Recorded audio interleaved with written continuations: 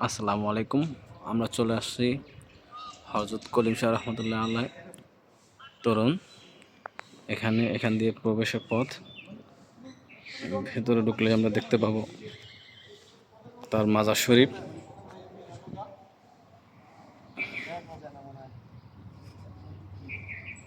এই হলো মাজার শরীফ। এখানে শরণার্থীরা বসেন, তারা ইবাদত করেন। বাৎসরিক অনুষ্ঠানে তারা এখানেই বসেন। খুব সুন্দর, পরিষ্কার পরিচ্ছন্ন, খুব সুন্দর।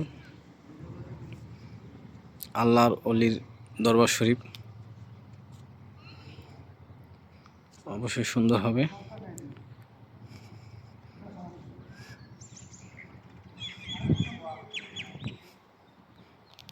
আমরা এখন প্রবেশ করব মূল মাজার শরীফে।